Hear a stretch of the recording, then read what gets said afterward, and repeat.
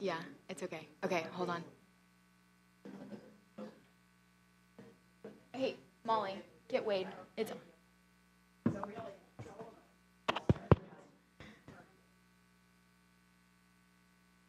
testing, testing. Okay.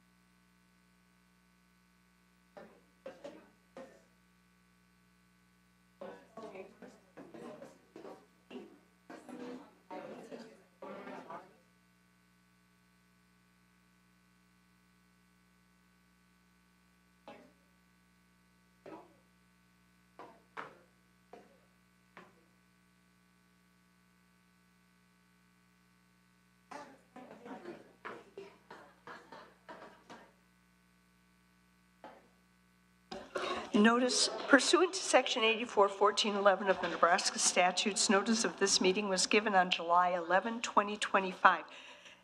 The meeting should have convened at 5:30, and visitors may obtain a request to be heard form from staff for any presentation they may have for the meeting.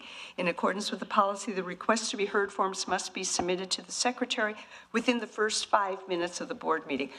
Let's push that back about 5 minutes since I'm starting late.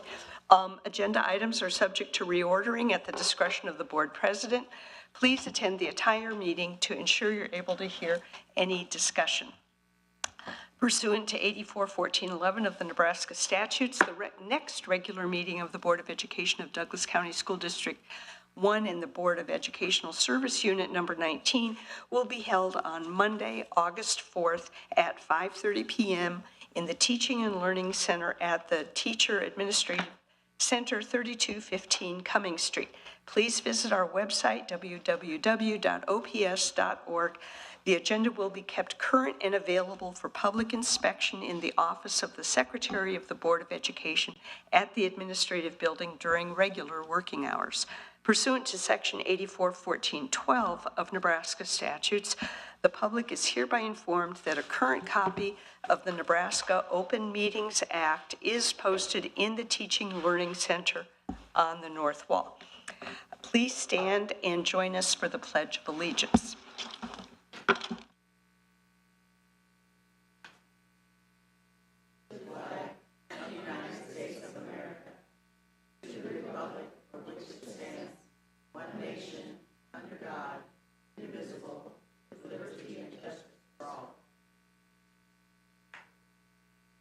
Vice President Snipes will lead us in the OPS vision and mission statement. The vision, every student, every day, prepared for success, and the mission, to prepare all students for success in college, career, and life. Thank you, Ms. Snipes. Dr. McFarland, roll call, please.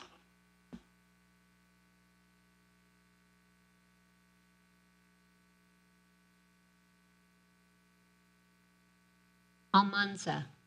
Present. Erdenberger. Present. Bohl. Here. Holman. Present. Kratky. Here. Magnuson. Present. Smith. Snipes. Present. Thielen. Here. 8 present. Excuse me. Thank you, Dr. McFarland. I don't believe any of the board members have heard from Mr. Smith, although I'm willing to entertain a motion to excuse his absence. So moved. Second. That was motion by Dr. Holman and seconded by Ms. Alamanza. Roll call, please. Aye. Kratky. Aye. Magnuson. No. Snipes. Aye. Thielen. No. Almanza. Aye. Erdenberger. No. Bohl. No. 4-4.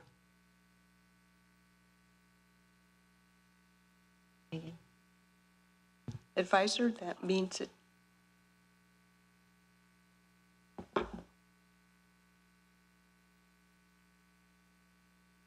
Okay, thank you. We will correct the record later if he arrives. If he doesn't, the motion did not pass. Is that right? Legal counsel will check that out. Board and Superintendent Communications, Treasurer, Mr. Ryan.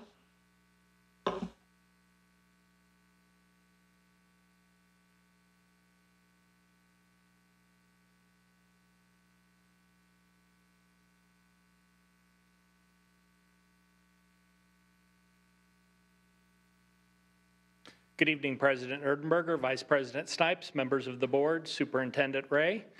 The monthly financial reports for May 2025 have been presented for your review. Thank you. Thank you very much, Mr. Ryan.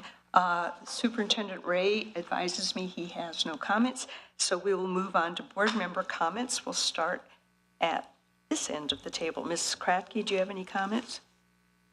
I just want to comment when we get to a couple of the policies that we're going to be okaying.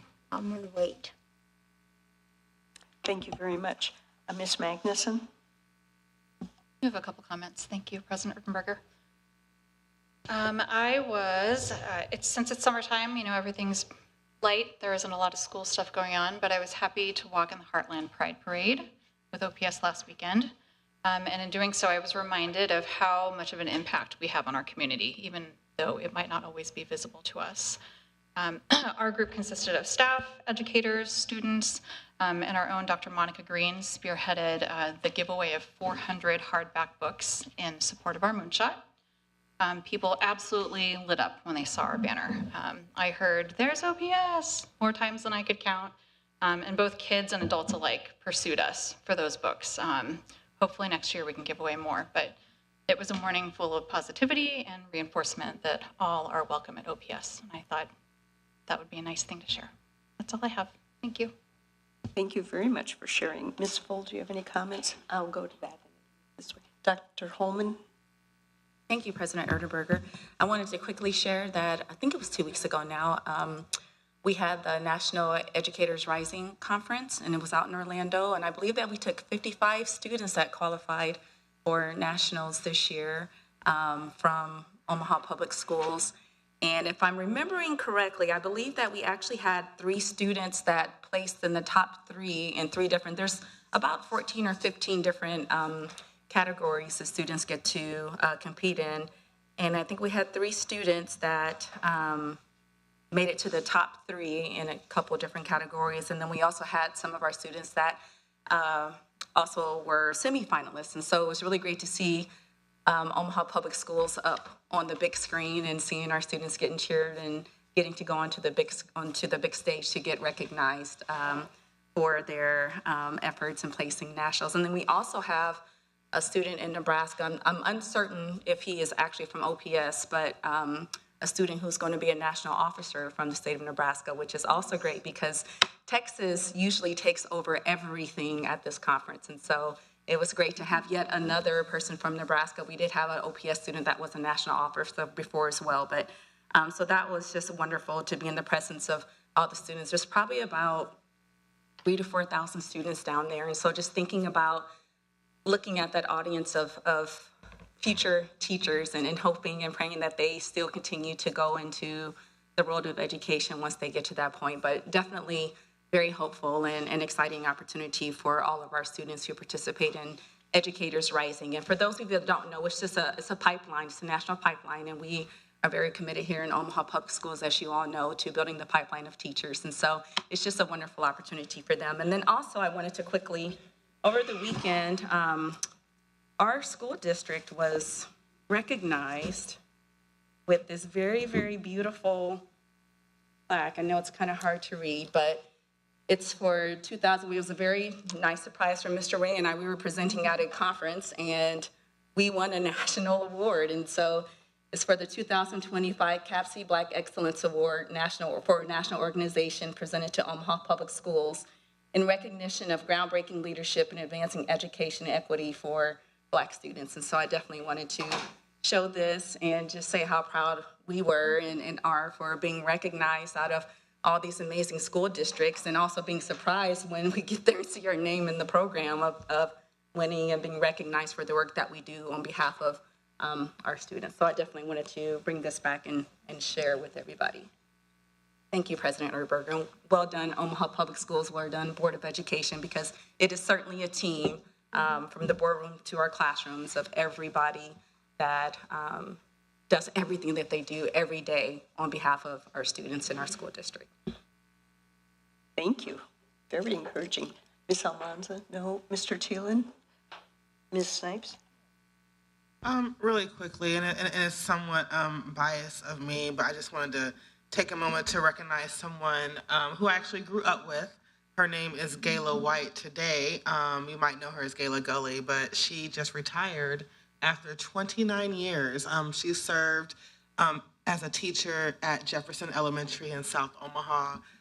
She was an ESL teacher, and not only does she serve as a teacher, but her two sons, Galen and AJ, also are teachers at Bryan High School, my alma mater.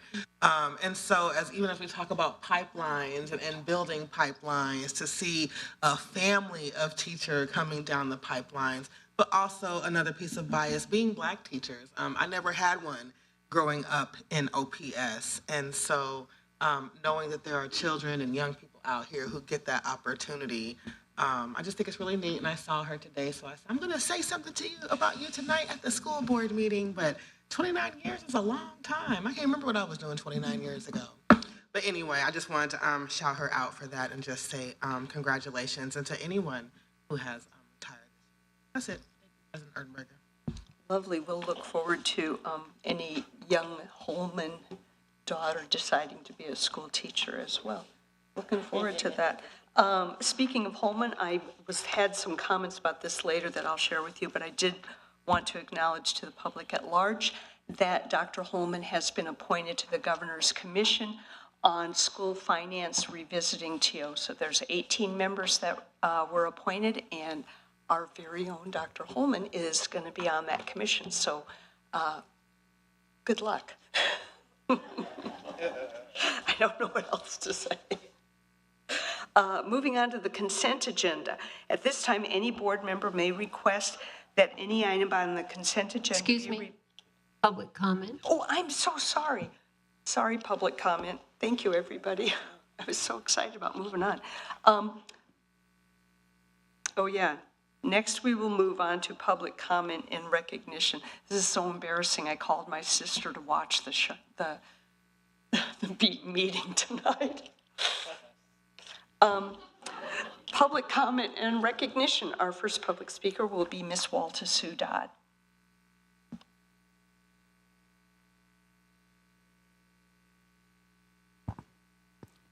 Good evening. My name is Walter Sue Dodd, WALTASUEDODD. My address is 3233 Madison Street in Omaha. My zip code is 68107. I'm here tonight as the president of the Omaha Education Association, retired, to bring the board up to date on what has occurred after the board voted to turn OSERS, which is our retirement system, over to the state to administer. I would point out that I was a member of the Better Together Coalition as the OEA retired representative, and the only no vote on recommending the management of OSERS to the state. We are aware that OPS Board of Education is not liable for any actions or admissions by IMPERS or its employees in administering and managing the retirement system after the transition. Before the transition of management, the retirees were informed that there would be no change or to their benefits. Our accrued benefits and rights under retirement system remain intact, ensuring continuity, transparency during the transition, and the transition would not affect the calculation of payment of our benefits. We were further assured that members would be notified in advance of any changes in payment of benefit amounts, and that has not occurred. While the medical COLA was paid October 3rd in our paycheck, we were not given advance notice on how much would be added until about 2 weeks later. The annual COLA is calculated annually based on the Consumer Price Index of August 31st at each year preceding the January adjustment date. We will receive the annual COLA payment in our January 3rd check. This was to occur every year, and it has occurred for the last 25 years. This year, we did not receive our annual COLA until February.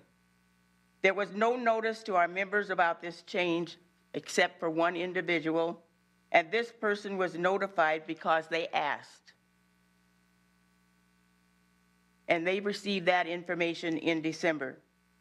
All retirees were informed of the change more than 2 weeks after the fact. And in addition, the retirees were informed by Emperors that the annual COLA will be based on January data for the cost of living, not the inflation as of August 31st, as is required by law.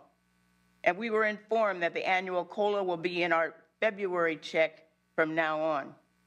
The Emperor's Board cannot change the retirements received our COLA, our cost of living adjustment. The timing of the medical COLA and the automatic COLA are spelled out in state law. The medical COLA is scheduled to be paid October 3rd, and the annual COLA is scheduled to be applied annually January 1st and paid on our payday of January 3rd. And this is specified in Class 4 Class 5 School Employees Retirement Act. This timing is fixed by law, and there is no provision granting Emperors the authority to alter the date of either COLA payment. These provisions ensure the automatic annual COLA payments are tied to inflation for the OPS school year calendar. I am bringing this information to the Omaha Public. I am bringing this information to the Omaha School Board because the board is still involved in Class 5 retirement to bring annual contributions that are required by law. The automatic COLA has been funded by the ongoing contributions of the members of the retirement system and OPS for 25 years. The COLA is not an added cost to the plan. It is a part of the benefit design. I ask that you demand the Emperors follow the law regarding administration of the OSER's retirement plan. 30 seconds. Thank you for your time and attention. Thank you, Ms. Dodd. Our next speaker is Mr. Roger Ray.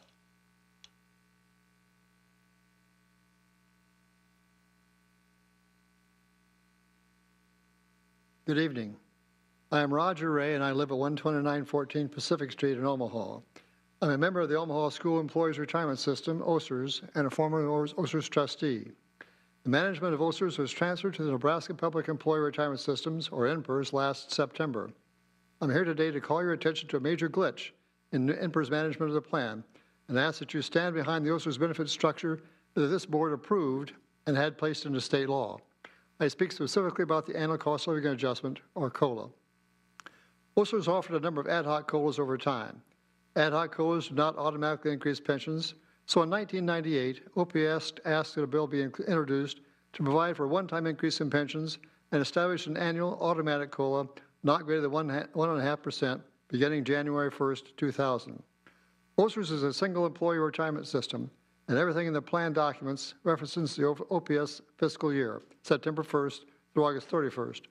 The school year ends August 31st, retirement begins the next month in September, and OSERS pays benefits on the third of the month following an earned benefit. That means the COLA for 1999 would be earned in September of 1999 and should be paid October 3rd, 1999. The computer system that OPS used was written entirely by in-house computer programmers and lacked the sophistication of current systems. When the IRS released inflation data for August, OSERS employees generated a spreadsheet for each of the 5,000 retirees to calculate and track the COLA payment. The COLA period was unique for each retiree, so each spreadsheet was individualized. Technically, the COLA should have been added to the October 3rd check, 1999, to reflect the inflation-adjusted pension for September, but the calculations could not be completed in time for the October 3rd check, nor for the November 3rd check. Because of the logistical impediment in paying the COLA in October, OPS decided to defer paying the 1999 fiscal year COLA to January 1st, 2000, and pay it for the following full calendar year. Again, the COLA was earned in September, but the payment was deferred to the following January. The OSERS attorney had drafted legislation that would implement the COLA in that manner. That was the intent of OPS. That's the way the COLA was paid for 25 years without legal or auditing challenge.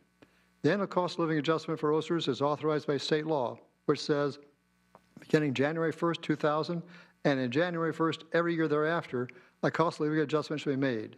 The cost of living adjustment should be the lesser of 1.5%, or the increase in the consumer price index from the date such annuity first became payable through August 31st of the preceding January 1st adjustment date. The details of the COLA law are clear. The COLA is to be calculated based on inflation for the fiscal year ending August 31st, as to be paid beginning January 1st for the following full calendar year. It's been paid that way for the past 25 years. Legislative intent is clear from the plain language of the statute. It's clear from the way the COLA is implemented and paid for 25 years. The annual COLA is paid in January. On January 25, the January 2025 OSER's retirement checks did not have the expected COLA increase. Members are not notified of the decision not to pay the COLA in January. NPERS just skipped the January payment. The change in payment date was apparently an NPERS administrative decision. What is clear is that despite assurances that there be no change in benefit structure as a result of the transfer of the management of OSERS to the state, the traditional OSERS COLA has been reduced by 1 month for 2025. That reduces the COLA benefit for all current retirees by 1/12, or 8.3%, and permanently reduces the COLA for all future retirees and current retirees by 8.3%. Less than a year after NPERS assumed the management of the OSERS, they reinterpreted state law and implementation of the automatic COLA payment. The change negatively impacts all members of OSERS. It flies in the face of the intent of the COLA payment that was spelled out in law. It's just wrong. The OPS Board of Education should be outraged on behalf of members of OSERS and demand action to restore the benefits as they were at the time of the transfer of management. A state agency has no authority to change the benefit structure that is in state law without a change in the law or legal or auditing challenge to the law. There has been none. I ask that you stand behind the retirement system that has served OPS employees for 116 years. I ask that you demand NPERS pay all current retirees the January 2025 COLA that they earned and paid for but did not receive. I ask that you demand that NPERS pay the promised benefits to our retirees as the law stipulates. In short, I ask you to do the right thing 30 by the seconds. retirees who have devoted their careers to the students of the Omaha Public Schools. Thank you for supporting our current and future retirees. Thank you very much, Mr. Ray. The next speaker will be Ms. Gwen Foxall.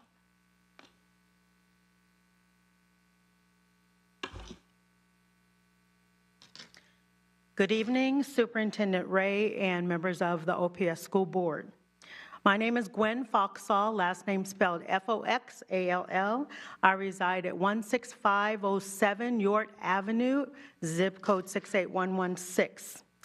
I am a retired OPS principal and speaking on behalf of the Omaha Area Retired School Employee Association, or ORSE.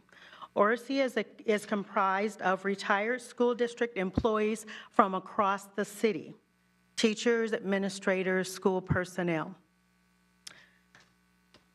In January of 2025, retirees were surprised when they did not receive the cost of living or the COLA adjustment. That was very impactful. Living expenses are ongoing and increasing, and there was no forewarning.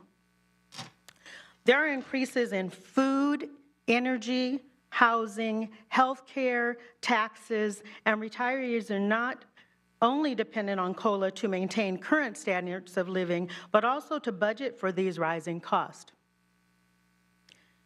In September 2024, retirees were promised there would be no change in benefits, yet 4 months later in January, the COLA adjustment was not received. ORSE is standing in support of all retirees who depend on this adjustment, and it is the law, so we are asking for your support in making sure that this process, that is the law, is continued. Thank you. Thank you very much. Our next speaker will be Ms. Faith Johnson.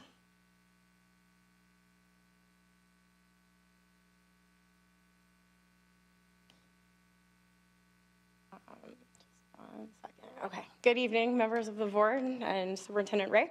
My name is Faith Johnson. My last name is spelled Johnsson, and I reside at 9715 O'Hearn Plaza, apartment 12, Omaha, Nebraska 68127. I am the Vice President of the Omaha Education Association, standing here on behalf of our president and all of our nearly 3,000 members that we represent to speak about an issue that impacts every educator in this district, our retirement. As you know, the Omaha Education Association is the official bargaining agent for the teaching staff of OPS. While retirement isn't technically a topic at the bargaining table, it's deeply connected to our contract work, and it is a negotiation year. So, in the past, our members have agreed to increase the contributions to the retirement system in exchange for improved benefits, sacrifices that directly impacted available funds for salaries and other compensation. In this way, retirement is absolutely a contract issue, just like the salary schedules. A key component of the retirement system is the cost of living adjustment, or COLA, initially introduced through staged and occasional increases. The COLA became permanent in the year 2000 when a state law was passed guaranteeing automatic annual COLA payments. That law promised payments to all current and future retirees based on the previous year's inflation and distributed across the full calendar year. That promise was kept without issue for 25 years. The retirement plan is not just a benefit, it is a contract right, a promise made to every OPS employee, and both the OPS School Board and OEA have a responsibility to ensure that the law is followed and that the COLA is honored in full. I speak to you tonight not only as a union leader, but as someone with firsthand experience. I was the last certificated staff representative on the OSERS board. I was personally assured, along with many of you, that there would be no changes to the retirement system once it transitioned to the state management in-pers. Based on that, I gave my word and that information to my colleagues and my constituents, both members and non, that their benefits would remain intact.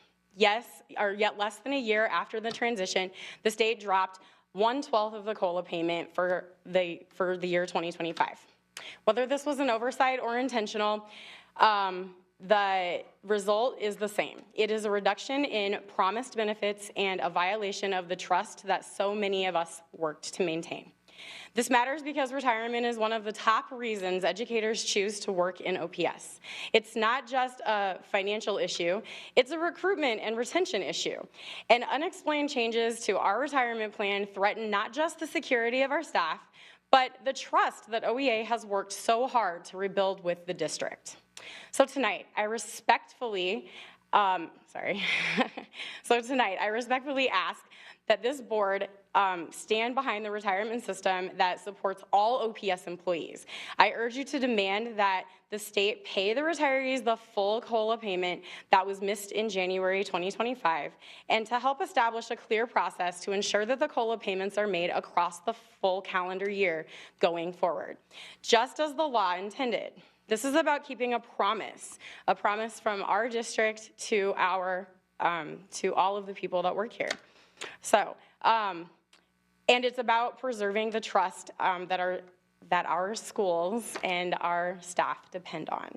Thank you. Thank you very much. And our last speaker will be Ms. Sherry Schuler.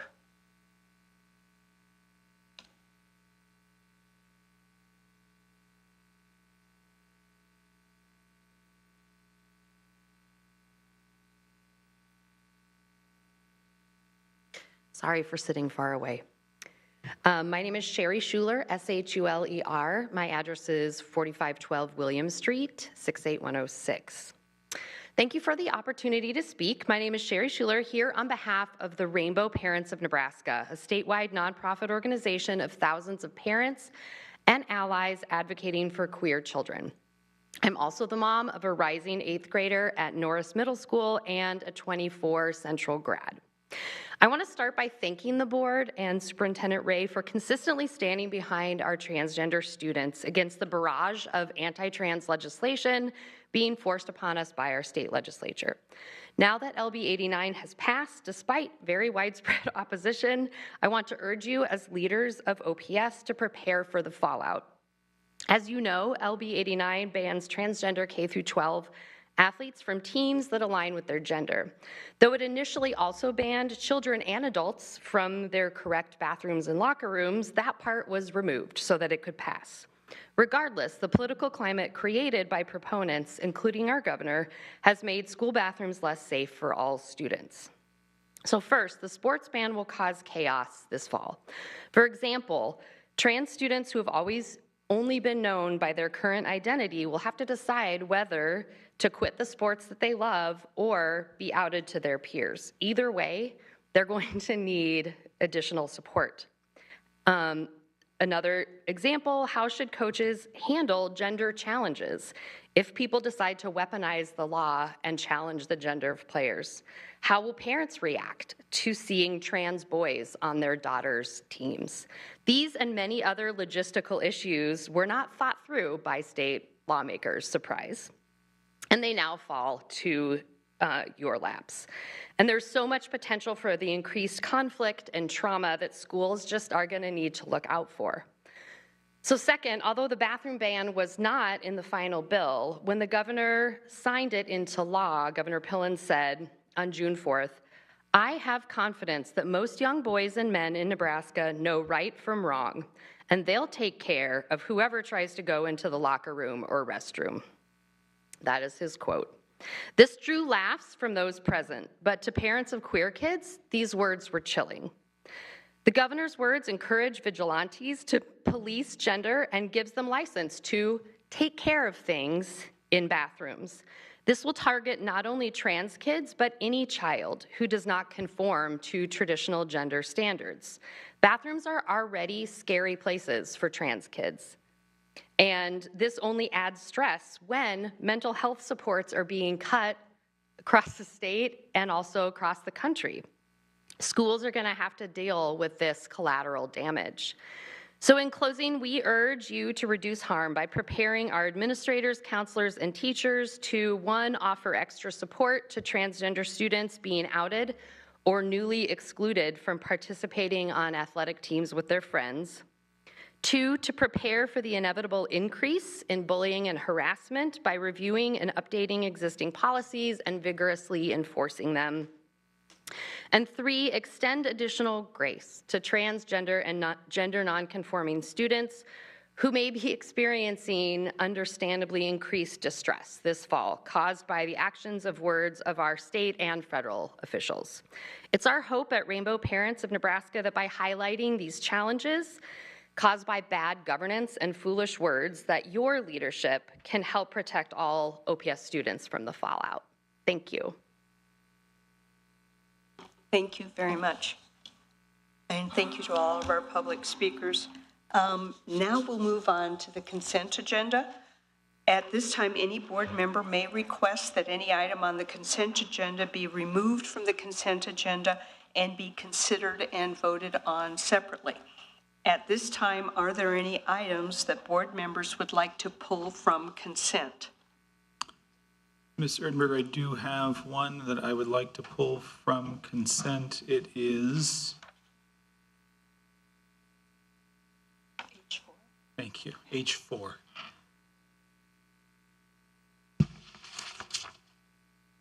Thank Yes, you very that's much. right. Thank H4? you. Okay, Yes. we will consider it separately. And are there any abstentions from the consent agenda? Dr. Holman? President Erdenberger, I will be abstaining from item H15, Claim C, for my role on Omaha Schools Foundation. Thank you very much. Now, I will entertain a motion to approve the consent agenda that is before us, which does not at the moment include H4. Second. I have a motion by Ms. Snipes and second by Mr. Thielen. Roll call, please.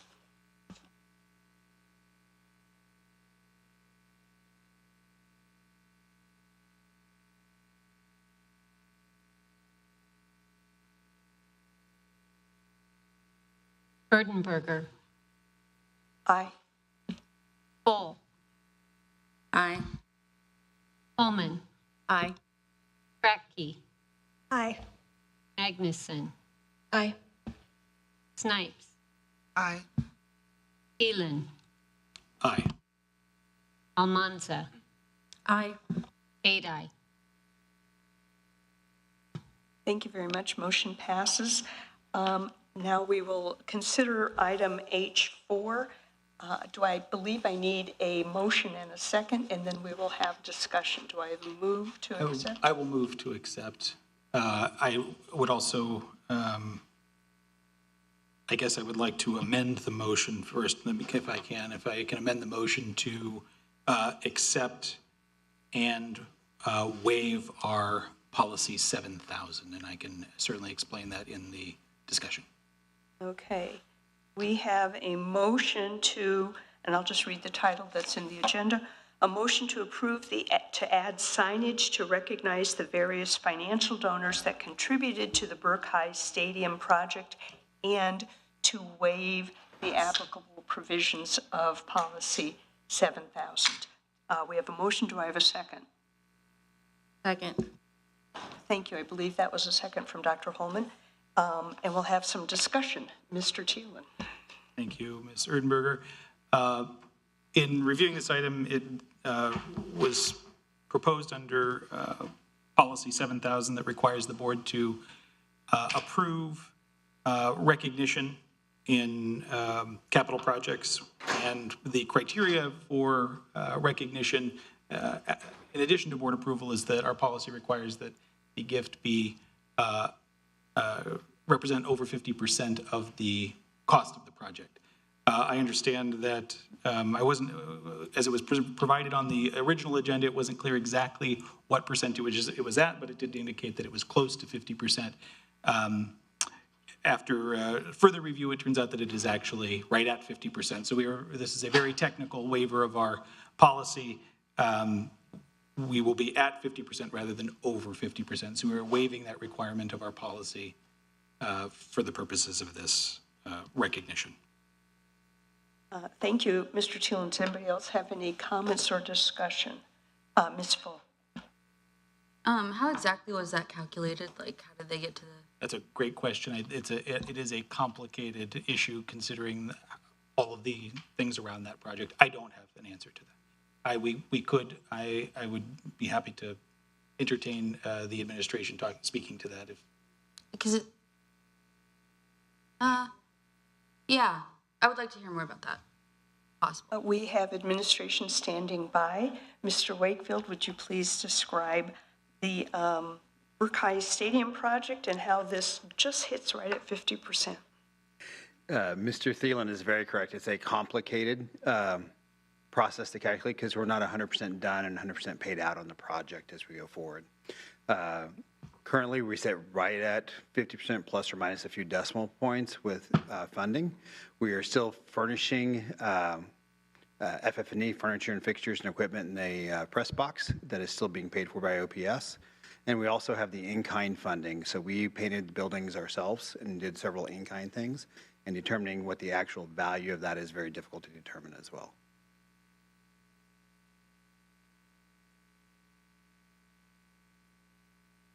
So when will we know, like, for sure how much that actually came out to be? Like a timeline? We should finish East Side concession sometime in September. So we would know with payouts and everything else right around late September. I would project it's going to stay right around 50, 5149, right around that arena for the cost. Okay, thank you. Do we have any further questions? So right now, policy 7,000 requires more than 50%. We appear to be right at 50%. Depending on what the final calculations, we might be a little shy of 50%. Mr. Thielen, any closing discussion? No, I fully support it and agree. I just wanted to make sure that we were recognizing our policy and the waiver that we're taking today. Ms. Kratky. With the uncertainty, it sounds like we should pull it tonight and then put it back on when we know what we're doing, what the cost is. I think that's always an option. I don't think it's necessary. I would argue that it's not necessary in this case, given we are so close and the ambiguity, but also the fact that we need to order the sign so that it can actually be part of the capital project. But now it's being somewhat disputed, so how much are they actually short in real dollars?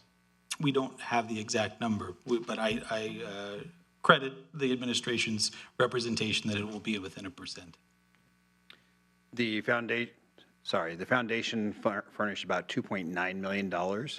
Administration right now is about $2.8 million with a few bills still to come in.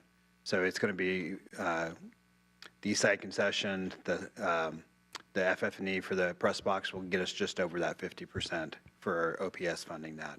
The sign is actually being sought tonight so we can have it up in time for the grand opening for the first football game, which September, I'm looking for help, but probably 7th. I might have the wrong date. I don't have that in my head, I'm sorry, but trying to get that sign in place. 5th. Thank you, ladies. September 5th is the first football game. So we're trying to get the sign in place for that to recognize those donors and thank them for all their great efforts. It's through our Burke Foundation's work that we were able to do this project. We want to make sure that we recognize that. Any further comment? Should we move to voting? Roll call, please, Dr. McFarland. Yes, if you could tell me who made the motion. I missed That was me. Oh, Mr. Thielen made the motion, and I believe Dr. Holman seconded it. Snipes. Aye. Thielen. Aye. Almanza. Aye. Erdenberger. Aye. Bull. Aye. Holman. Aye. Kratky. Aye. Magnuson. Aye. 8 aye. Thank you very much for your diligence, Mr. Thielen, and the motion passes. We now move on to some of our information items. First will be an update from the Budget and Audit Committee, and the chair, Ms. Magnuson, will give it to us. Thank you. Thank you, President Erdenberger. The Budget and Audit Committee met on July 1st. Thank you to Mr. Ryan for presiding and to my fellow committee members, Mr. Thielen and Ms. Snipes, for your participation, as well as the additional admin and staff in attendance to facilitate the discussion. We went through quite a lot. I've tried to condense it for you, but I've got about a page of notes. So during this meeting, we reviewed current year budget results and projections, an update on the development of the general fund budget for the coming school year, as well as a review of federal grant expenditures. Concerning the forecast for general fund receipts and expenditures for the full fiscal year ending this coming August 31st, 24-25, incoming receipts are projected to be around 2% above our budget due to additional state funding received, while expenditures were projected to be 0.25% under budget. So that's a good thing. The current long-range forecast for the next 5 years was also reviewed, and our 5-year outlook does show some challenges from reduced state aid beginning in 27-28 due to the exit from the school lunch program, as well as from added general fund costs for curriculum updates and tech starting in 26-27. Concerning the 25-26 budget, you may recall from our last board meeting that we anticipated the possibility of a small levy increase. Based on state and county data, the proposed combined levy increase might rise to 95.9 cents, which is a 2.8% increase, which is below our previous estimate, as well as below the LB 243 revenue cap of $1.05. We also reviewed the preliminary $850 million general fund budget, which is up 4.6% from our current budget of $812 million. Increases include $23 million for salaries and benefits, $10 million for contingencies, which would be federal funding uncertainty, service supply costs, that kind of thing, as well as $3.2 million for transportation. And then moving forward with our budget timeline, the district budget hearing will be on September 8th. We'll participate in the Douglas County joint public hearing for property tax requests on September 17th. And the budget and property tax requests are expected to be voted on at the September 22nd board meeting. And finally, federal funding. As many of you are aware, the U.S. Department of Education delayed $6.9 billion state funding for education. District admin has been in contact with the Nebraska Department of Education regarding that issue, but currently information is very limited. Our admin will continue to monitor, and Mr. Ray will provide updates to the board as more information becomes available. And that does it for my update. The next Budget and Audit Committee meeting will be next Friday, July 25th. Thank you very much, Chairman Magnuson. Does anybody have any questions about that report? Ms. Full. Thank you. So you said we have a little bit of a surplus this year because of more state funding, and I was wondering, do we have plans to do anything with the surplus as of now? Mr. Ryan, would you like to come up and speak on that? Comes Mr. Ryan to the rescue. Thank you. I think it's that they're going to start paying board members. Maybe not. Thank you for the question, Ms. Full. The unexpected increase in state funding, largely due to the apportionment for school lands that's paid out to all school districts, doubled this year. And so that provided about a $10 million increase in our receipts that we weren't expecting. And then our special education reimbursement was slightly higher than what we had originally projected this time last year. Those funds will go to offset the general fund reserves that will be used to balance the budget in the current year. And if there are any additional funds left after that, that will go into the reserve for the upcoming fiscal year, because we will have to dip into that for the increase from $812 million to $850 million projected in the expense budget. I have one more question. So we were proposing about a 2% levy increase, and I was wondering like how much in dollars that would actually turn out to be. So we will have an opportunity to present to all of the board members in individual workshops at the end of July and early August. I don't have all those numbers memorized at this point in time. I would point out that the notes that were provided for Ms. Magnuson may not have been as precise as possible. It's not a 2.6% increase in the levy, it's a 2.6 cent increase in the levy. So that would roughly generate about $8 to $9 million in additional revenue.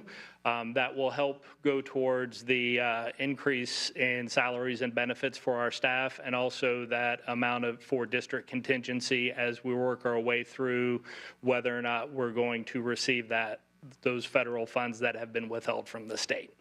Okay, I definitely have more questions, but I'll wait till the small group meetings. So thank you. You're welcome.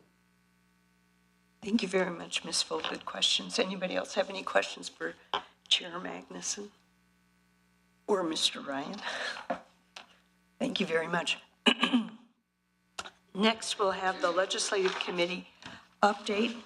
We met on Wednesday, July 9th for the purpose of having a brief review of the legislative session that just ended, and as crazy as it sounds, to discuss next steps as we turn our attention to the upcoming session. Both Dr. Holman and Ms. Snipes attended the meeting. First, as you may already be aware, and I mentioned earlier, the governor has appointed Dr. Holman to serve on the newly formed School Finance Commission. After the property tax changes were deleted from LB 303, creation of this 18-member commission is what was left, providing for one representative each from OPS and LPS. One was to be a board member and the other an administrator. The governor appointed Liz Standish, who is the Associate Superintendent for Business Affairs, to represent LPS. Second, we anticipate that there will be several interim studies that we may have an interest in. We were asked to participate in a preliminary meeting with Senator Kauth and others relating to Legislative Resolution 196 on truancy. That meeting went well, and there will be additional follow-up. We've not yet been asked for input on other interim studies, but we anticipate that could change in the coming months. Third, we discussed our preliminary plan for outreach to state senators for meetings in the fall. Several state senators have already expressed a desire to visit individual schools and/or the TAC building, which we will be arranging. Excuse me. We also discussed the relationships board members have with elected officials, public figures, and the media. Our goal is to speak with one voice as often as possible. As a gentle reminder, and if you are a member of the choir that doesn't need this reminder, you can spend a minute thinking about what your favorite Taylor Swift song is. Otherwise, my reminder is to the effect that regardless of the context, we are always seen as representatives of the Omaha Public Schools, especially if we identify ourselves as an OPS board member or use our OPS email account or encourage people to contact us on our OPS email account. So please think twice about your interactions with elected officials, public figures, and the media, and keep everyone in the loop about conversations that you have with any of them about issues that affect the district. Fourth, the Legislative Committee has asked Megan and the lobby team to prepare a document updating the status of legislation that the board took action on in this last session. Some of those bills made their way to the legislative floor, but because the biennium session is only halfway done, remaining bills may still come up next year. That said, we should have that update on our August 4th meeting. As a final matter, I wanted to note that the policy committee requested that Megan identify, were you going to say this? Okay. Policy committee requested that Megan identify legislation that will require policy changes. A summary of affected new policies has been presented to our friends on the policy committee for their review. Let me close by thanking again and sincerely the members of the Legislative Committee, Ms. Snipes and Dr. Holman, our lobbyists and our staff. We have nearly weekly and sometimes twice a week meetings on this committee during most of the session, and there is a lot of work managing our legislative presence and helping us speak with one voice. Are there any questions or discussion? Ms. Full. Thank you. So the news that we have Dr. Holman representing us on the commission, is that what it's called? So we may speak with one voice. I'm kind of wondering, like, what is our stance on TIOSA right now? Like, as a district, is TIOSA working for us? Are we happy with it? Would we want changes to it? I mean, I don't want to show our cards too much, you know, before we start doing things, but I'm just kind of wondering initially, like, how we feel as a district about TIOSA and the way that it's working for us. I'm going to basically summarize most of our legislative positions, which is don't mess with it. Most of the legislation that gets introduced changes it, and so far most of those suggested changes have not been to our benefit.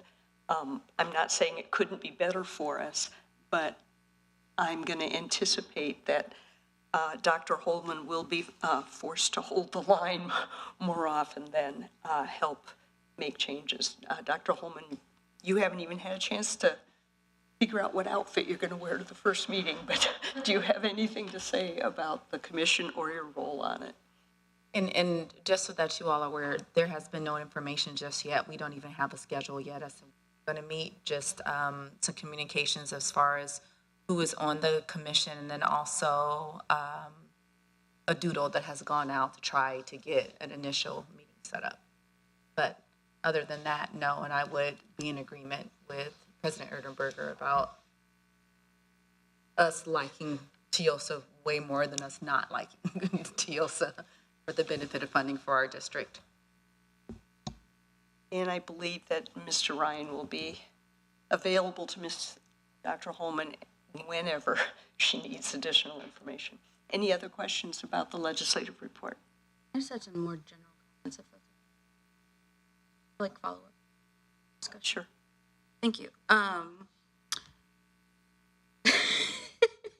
Don't yikes. But I am a little worried about this commission. And that's really all I'm going to say about it. I don't want to raise too many alarm bells, but we do like TIOSA. And I think we've all discussed that as a board. And any of the changes that the legislature has proposed to TIOSA would basically take away funding for our school district, which we already have a hard enough time funding our district. We don't want to raise the property taxes any more than we have to. We know that it is outrageously high for a lot of people and that they struggle to pay their mortgages and their property taxes because of it. And so any changes to TIOSA, I think, are have to be managed carefully. And I hope Dr. Holman can definitely, like Jane said, hold the line. But in my experience on the legislative committee, we haven't even got an inch from the legislators and the senators in Lincoln when it comes to these kind of things. And it almost worries me that we are kind of like legitimizing this process of dismantling TIOSA and changing it for the worse for OPS by kind of having a representative on the commission. That is my opinion. I still, support Dr. Holman in her efforts on that commission, but I do worry about legitimizing this process to dismantle TIOSA and making it harder for OPS to fund our school district. And that's all I had to say about it. Ms. Snipes. I want to acknowledge what Board Member Full has said. I will add to that I think it's always wise to have somebody at the table to make sure that we also know what's going on. You know what I mean? Sometimes I find myself at tables where maybe I may not, trying to be nice here, ideologically agree with maybe whomever it is that is pulling people together. But I'm a bit of a hip hop head. And there was a rapper who said, keep certain people close. And maybe not the people that you're always with, but I think people understand what I'm saying. So I definitely hear what you're saying. But I'm glad to have somebody in there, make sure that we can be kept abreast of what's going on, and also to hopefully be able to ask tough questions and maybe even put the foot down if necessary. That's my thoughts. But I hear you 1,000%. I agree, and I think that's why I said good luck. Let's move on to, I'm sorry, go ahead, Mr. I guess Thielen. I would just add to that. I don't speak for the whole board, but I do hesitate to frame this as just whether OPS gets more money or less money. I think our support for TIOSA is a recognition that it supports the additional costs that we have in overcoming the challenges that are unique to our district, and that is a good and proper use of state funds. I also would, I'm not sure that I understand Ms. Full's characterization that the committee is somehow not legitimate. I don't know if she wants to address that or not, but as far as I know, that it is a statutory, a properly approved bill creating the commission that will address the issue.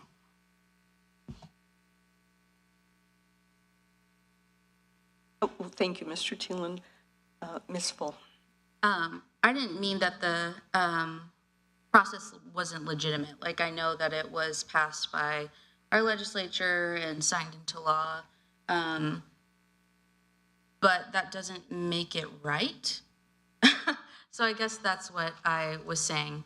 It doesn't make it right, and I don't think we should be legitimizing the process because it's, in my opinion, and I really hope this doesn't happen. I don't even want to speak this into existence, but we are going to end up getting less money, and it is going to be harder to fund our school district, and it is going to be harder to reach those students that we so desperately want to serve. So that's kind of where I was going with that. I'm not saying that not legitimate. It's just I don't think we should be legitimizing it. It's kind of confusing. I'm sorry. Thank you, Ms. Full. Yeah, and I don't think that the commission decision makes it happen. I mean, we still have several more bites at the apple, I'd like to think. So I'm going to move on because Mr. Thielen is anxious to share with us his policy committee update, and then he has some action items for us. Okay, thank you. Policy committee update, I'm just going to talk about the things that are not part of the action item first. Policy committee met on July 10th. In attendance were Ms. Erdenberger and myself, in addition to discussing policy 7000 regarding purchasing and additional discussion on the board retreat. I think actually is this the first one since we've had have we had two interim meetings? I'm not sure. So I'm going to go ahead and reference that one as well.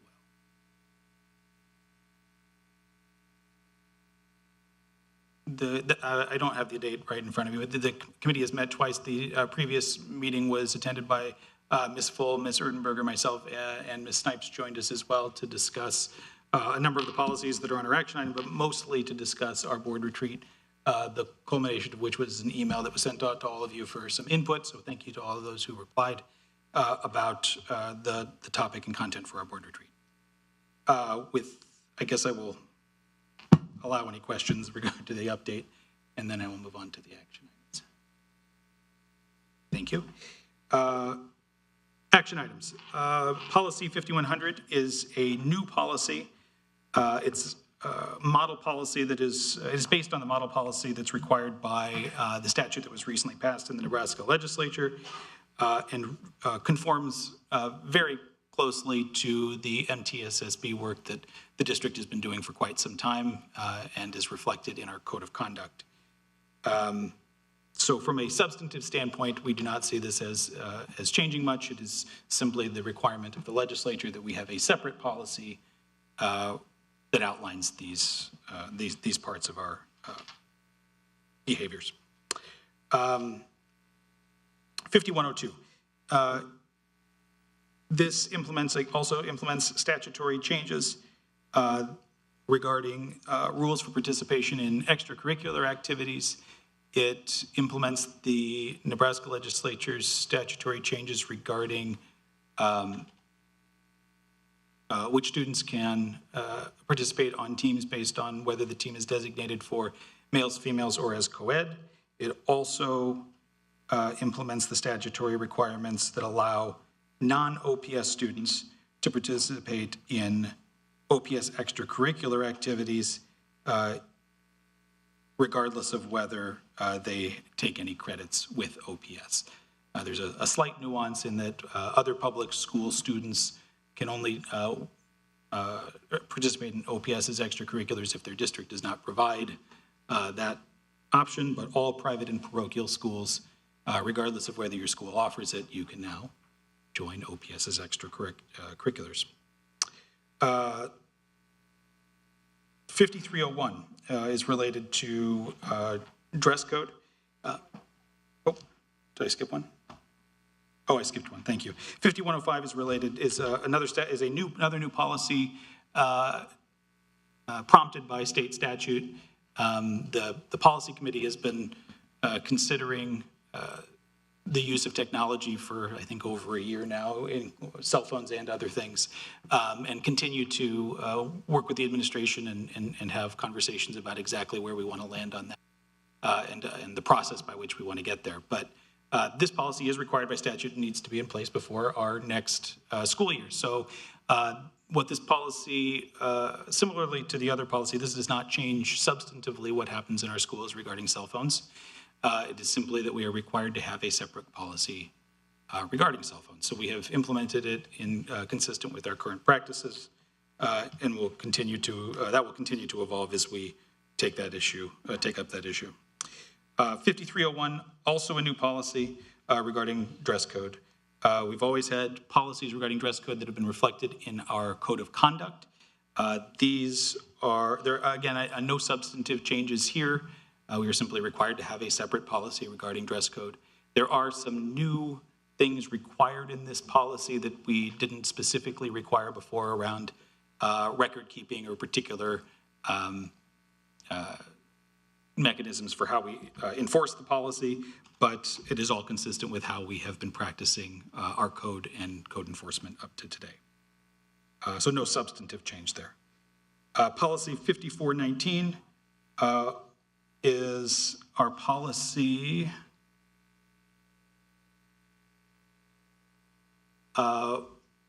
there's changes to 5419 as a policy regarding parent and educational decision maker involvement in students' education. Some of you might remember that we recently updated this policy based on statutes from the last legislative session. This legislative session also added specific requirements around parent notice of certain kinds of surveys that the district might administer, making sure that parents have the ability to get notice of those surveys and what is in them. Policy 6300 related to instruction. This is a current policy. This is their policy that again we recently. I don't know if that we actually made many changes to it, but we did recently review this policy in the policy committee and had some technical changes and updates to it. But the new statute requires certain notice to parents regarding their students' use of library materials, specifically what they check out at the library, providing them notice and giving them an opportunity to get information and get regular notice of what their student is checking out from the library. That will be a substantive change in our procedures, but as I understand, our technology allows us to do that relatively easily, so it won't be a heavy lift. Policy 8342 is related to notice of our meetings to the public. We currently require to make certain notices before our meeting about what our agenda is and when we're going to have it and what time it will be. We're required to do that in a newspaper and on that newspaper's website. In addition to that, we will also be required to make that notice in the central repository of notices that the state of Nebraska now curates and supports. So I think that is really all of I had. It's a lot, so I'm happy to go back and speak to any questions on any one of these policies. This is a motion for first reading. I guess I'll make the motion, get the second, and we can do any discussion. I'm sorry, it doesn't need a second. This was policy committee motion. Motion by the policy committee to approve the first reading of all of those policies that Mr. Thielen just went over. Is there any discussion? Ms. Kratke. I am always up for discussing the dress code, first of all. I don't know how many board members agree or disagree with what they see when they visit schools with the dress code, because we may have one, but I don't think they like what they're seeing. Shorts are too short, and nobody does anything about it. And some of the things I don't think they're appropriate. I really think we need to do more along those lines. And I'm not saying that we're different from other school districts, because I've been in other schools. I've seen it. The whole point is I don't care what the other schools do. I always care what we're doing and what we show to the public. So I would appreciate principals stepping up on that. Then there's the cell phone usage. I was thrilled to see that they are not going to, or we're going to accommodate those in a different way. They're either going to be set on a desk or hung up on a wall somewhere, but not in use unless it pertains to the lesson. And that may help the students learn what's going on a lot better than emailing their friend and getting the answers back and doing that and emailing under the desk and that sort of thing. I think that that's something we should improve on. And so I'm glad that's on there. And overall, the most important thing that we need to do, and hopefully we'll discuss that in our workshop, is get our parents involved more. How to do that. It's really difficult. A lot of parents have 2 jobs, one parent in the family or something like that. Anything we can do where we involve our parents, we will have more success. We know that. And it's just become so that we just have to get them to the conferences. And I still think there are schools that have them sign agreement forms of what they will and will not do. That doesn't mean they're going to follow through and do it, but at least it's going to be an awareness for them to think about what they ought to be doing and how they can help or what's expected of them. They just don't have children and send them to school, and that may be happening. And the school, someone said to me once, you know, you have them all these hours, what are you doing with them? Well, goodness, we do so many things. We do so many subjects. If they don't know their math facts, that doesn't go on all day. We have to move on to the art teachers coming in and the gym class and all the other things that happen. So families, I really hope that you will consider really helping us this year if you have not been involved like you could have been before. So I would thank you and appreciate it. We'd all appreciate it. The district would do so well with all your help. So thank you. Thank you, Mrs. Kratky. Focusing the discussion on the policies at hand, are there any other comments? If I may, Ms. Erdenberger, I'd just like to reinforce Ms. Kratky's call to our administrators to enforce the policy that we have. Certainly, if you have any suggestions for the policy committee about how we should change our code of conduct or this policy, you can give those to us, and we will discuss them in the policy committee. And again, I also want to make clear that our cell phone policy is not changing in practice. No. Yeah, thank you. I know. I just wanted to call attention to it. Appreciate it. Thank you. I think we'll pay more attention to it now. Is there any more discussion of the proposal to approve the first reading of this list of policies? Being none, roll call, please, Dr. McFarland. Magnuson. Aye. Snipes. Aye. Elin. Aye. Almanza. Aye. Erdenberger. Aye. Ball. Aye. Pullman. Aye. Kratky. 8 aye. Excellent. Thank you very much. Motion passes. And now we will move on to the second action item, which is approval of the updated emergency plan, operation plan for the Omaha Public Schools. Our speaker is Ms. Lisa Utterback explaining the emergency plan. Thank you.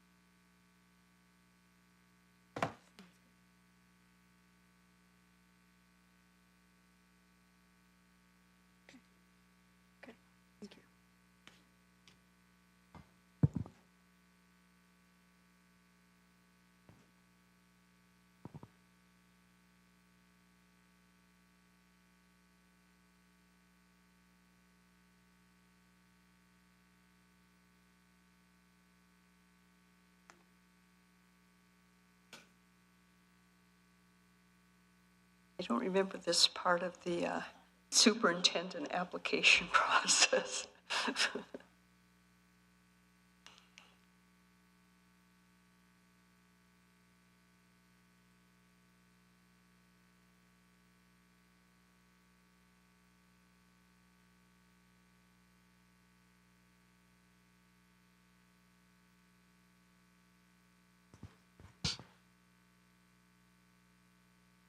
President Erdenberger, Vice President Snipes, members of the Board of Education, and Superintendent Ray, thank you for the opportunity to speak with you tonight.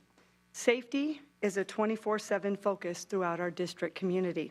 State statute guides all school districts to build and maintain an emergency operation plan and keep it on file with the Nebraska Department of Education.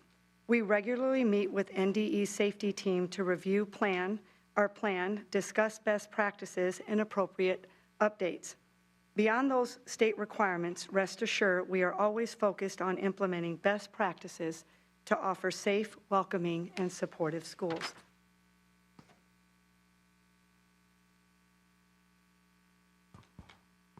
Safety is our top priority. Nothing is more important to us than the health and well-being of students and the staff that we serve.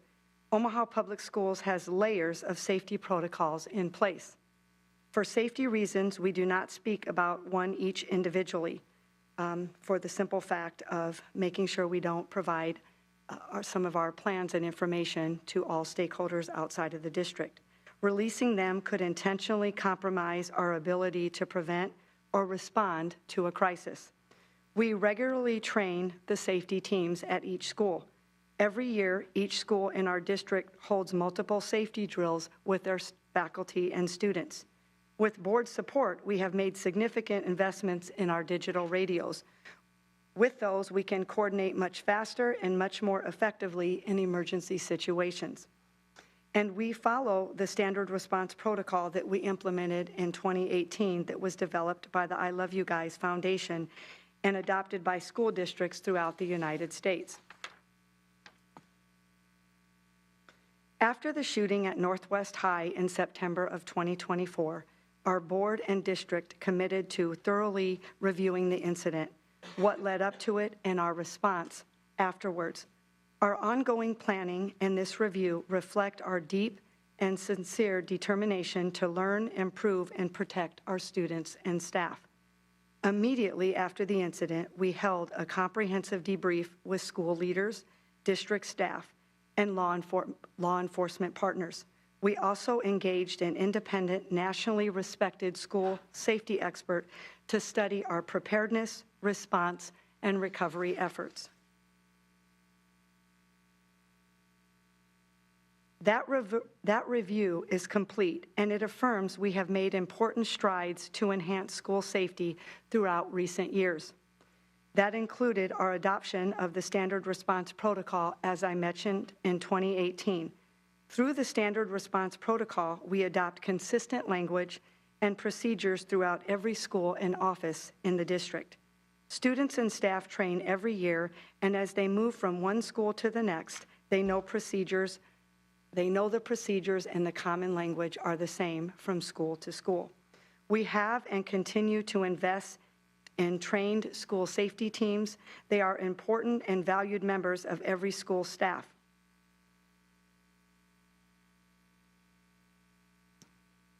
The review also identified some areas where we need to improve. They include continuing to regularly review and refine our emergency operations plans, which is the document that we are discussing this evening. I mentioned earlier that we are also studying best practices and adopting strategies that will improve safety throughout all of our schools.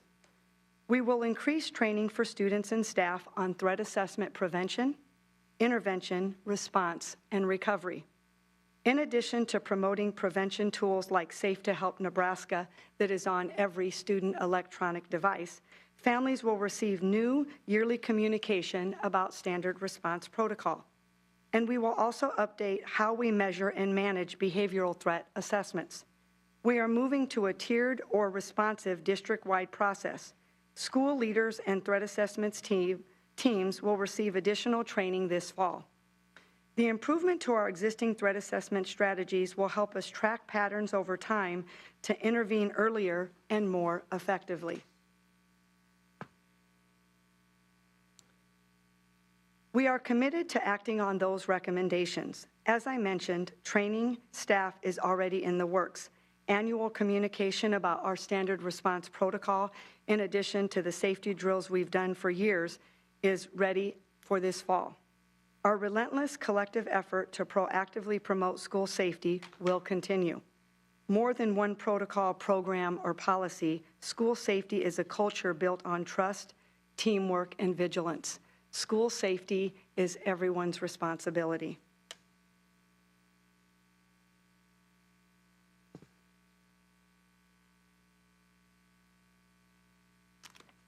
Thank you very much, Ms. Utterback. I'll entertain a motion to approve the updated emergency operation plan for the Omaha Public Schools. So moved. Motion. Okay, we have a motion by, Ms. Full and seconded by Mr. Thielen. And is there any discussion or questions that you want? Ms. Full. Who's Miss Phil? You okay over there? Thank you for your presentation, Ms. Utterback. I had two questions. One was, I was wondering if it was okay to share a bit more details about how we engage or intervene with the student when they start presenting those higher behavioral risks. So we have a threat assessment process that's comprehensive that we've had in place for several years.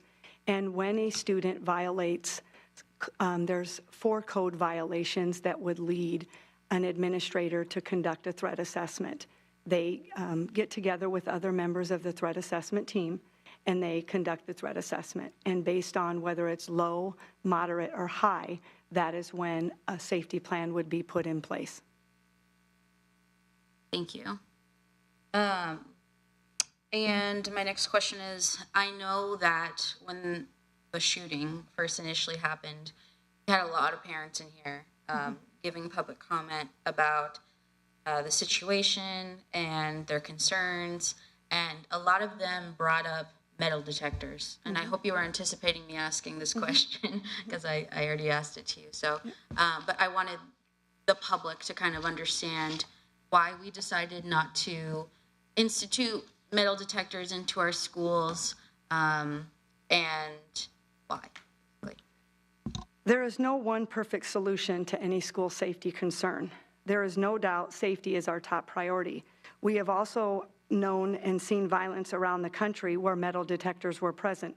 Sometimes they can create a false sense of security when a school has dozens of access points. And as we know, in many of our schools, we have dozens of access points.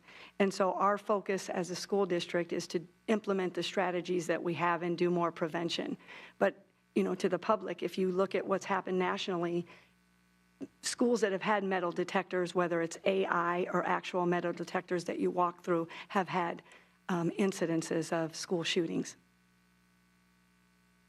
Thank you for the explanation. I just wanted everybody to be able to kind of hear why we decided not to go the metal detector route. And I appreciate your work on the emergency operations plan and all of our questions. Thank you, Ms. Full. That was really a good question. Ms. Snipes. Thank you, Ms. Utterback. And I know you get lots of questions about this from community. I see you almost every week at 360. So I know how hard people are working behind the scenes. And kind of like Ms. Full, my question is so that other people can hear this as well, especially since the incident that did happen at North High School. So Northwest High School, excuse me. North High School. Don't do that. Okay. It's going to be around communication and just really like explain like how it's managed in these really like fast moving sort of situations, especially like families, students, media, like how do, like, I guess what are the timeline and like approval steps for like notifying parents in a crisis? And then like, how do we manage like the like rumor control and misinformation when these things happen? Because a lot of times I think that. Yep.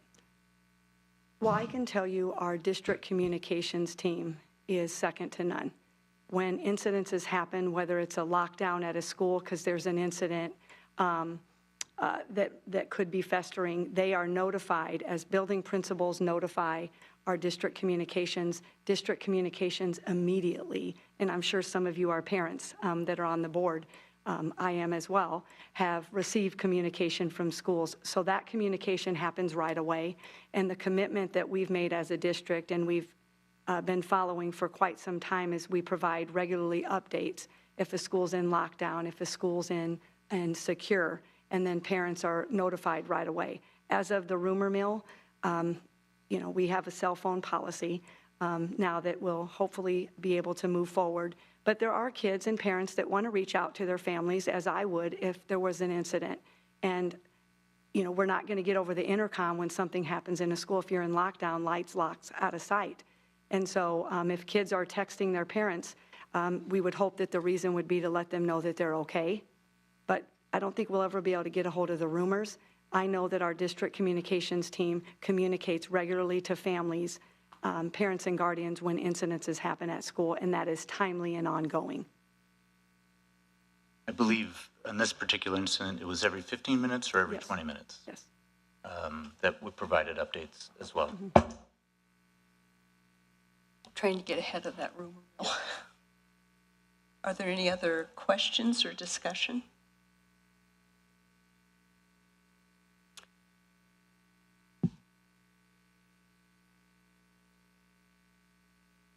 Let's have a roll call on the motion to approve the updated emergency operation plan for the Omaha Public Schools.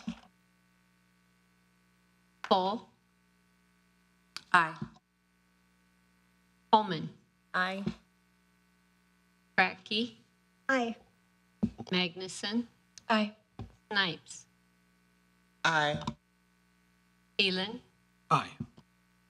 Almanza. Aye. Erdenberger. Aye. 8 aye.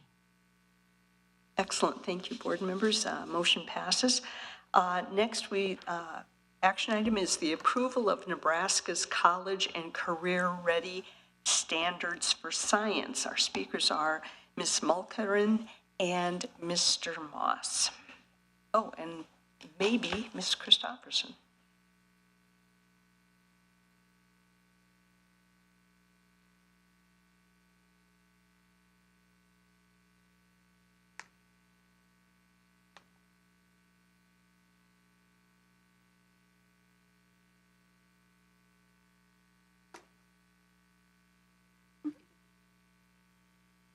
Okay, sounds good.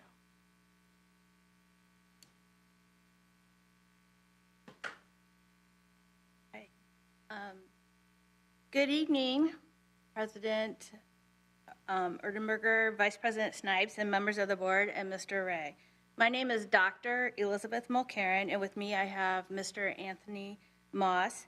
We're happy to be here tonight with you to share the revised 2024 Nebraska College and Career Ready Standards for Science, which were adopted by the Nebraska Department of Education in 2024.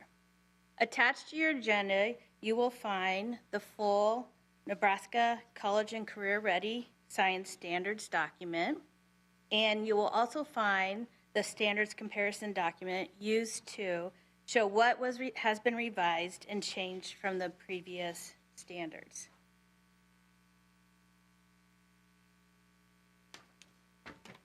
The revision process is held every 7 years by the Nebraska Department of Education.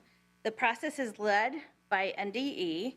NDE sends out a request to all science teachers to participate in the standards revision process. NDE reviews the applications of the writers and selects participants from across Nebraska. This process assures NDE has representation of the diverse students in Nebraska's schools. Omaha Public Schools had 2 representatives during the process to create the 2024 standards. We had Catherine Skomel, who represented middle school and high school, and Heather Texler, who represented elementary. And they were part of this revision process. In addition, science experts and community members reviewed and provided guidance on the revision of the standards. The Nebraska Department of Education adopted these standards in September of 2024. Once the state approves the content standards, curriculum and instruction support staff begin the district process, which includes reviewing the state-provided crosswalk, which you have access to, and engaging teachers to review the updates. As a district, the Omaha Public Schools can adopt the standards as is or can choose to add additional standards and/or indicators. Districts may not elect to remove any standards and/or indicators. Through this process, we met with our secondary science and our elementary science teachers, and all of them were invited to review and provide feedback on the updates, including any additional standards or indicators that should be included, and they were happy with the current 2024 standards.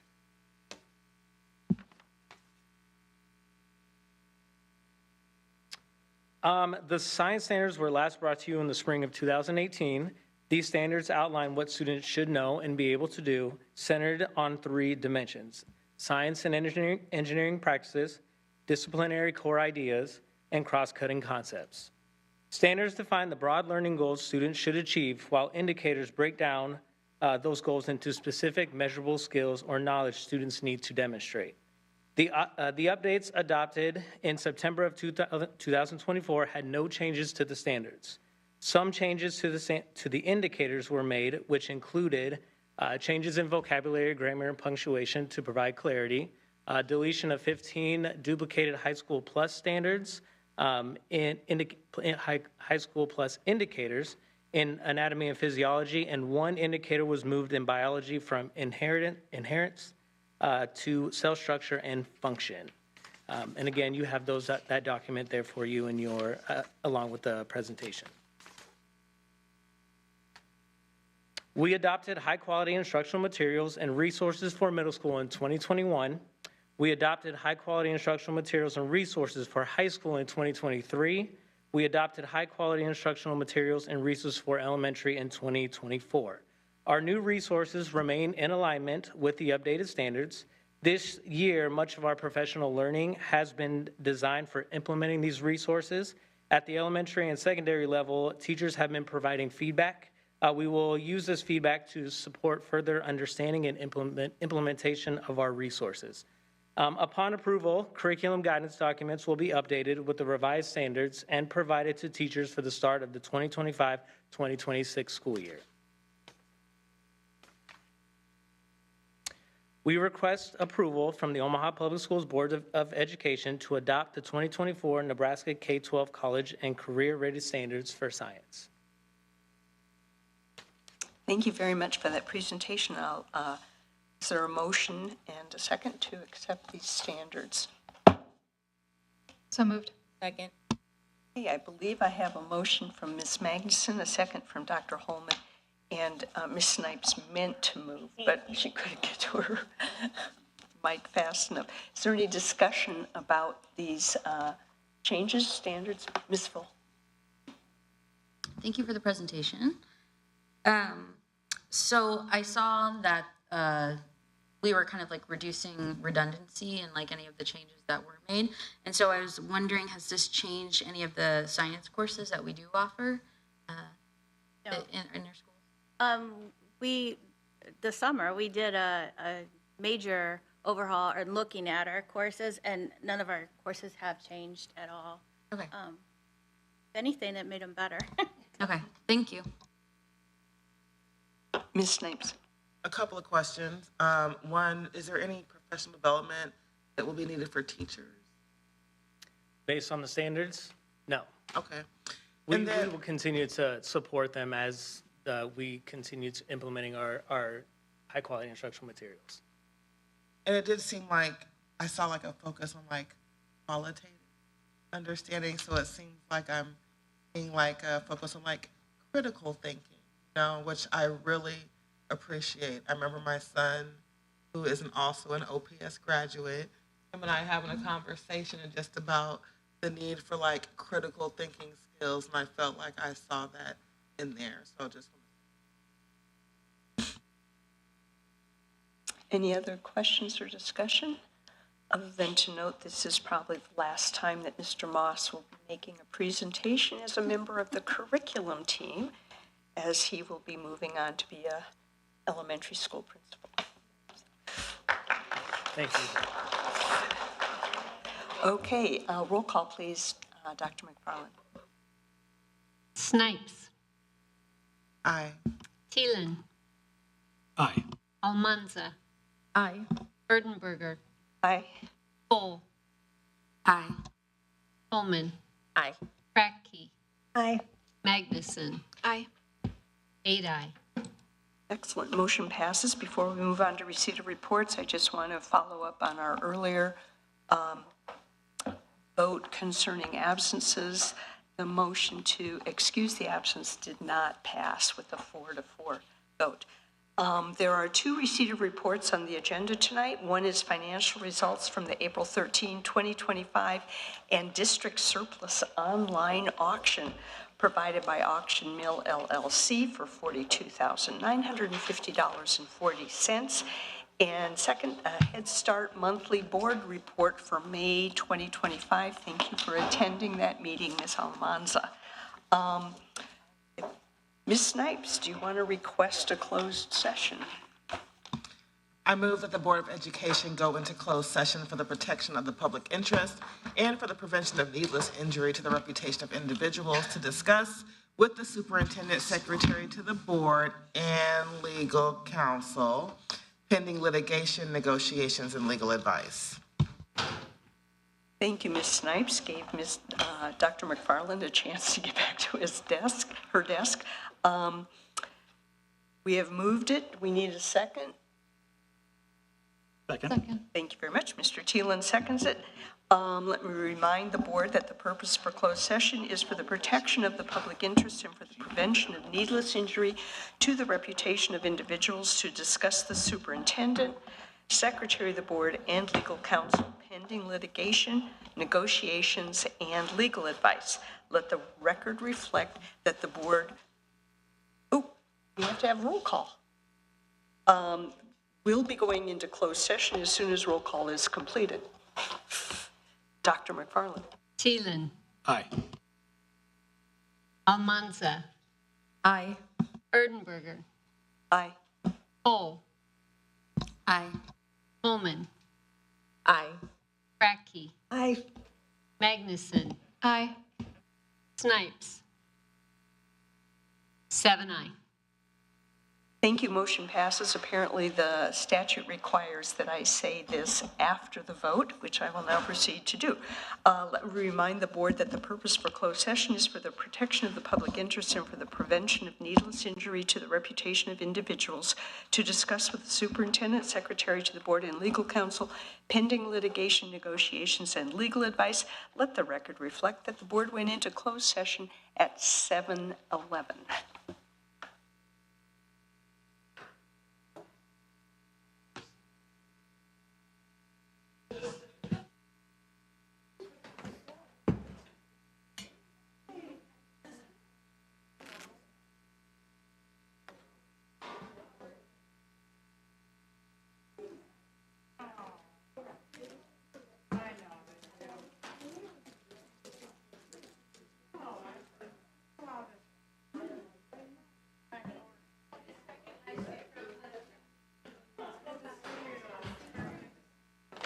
How you doing, sir? Good. How you been? Okay. Always a pleasure. Always a pleasure. Great. Out of travel. You've been out traveling?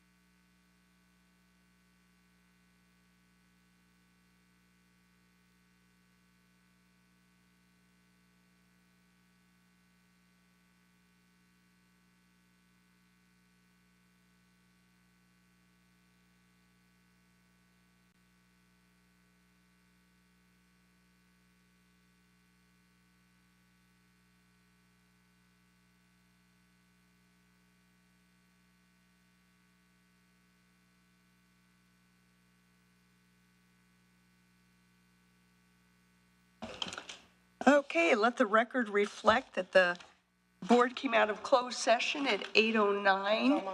And let the record reflect that the board meeting adjourned at 8:10. Thank you.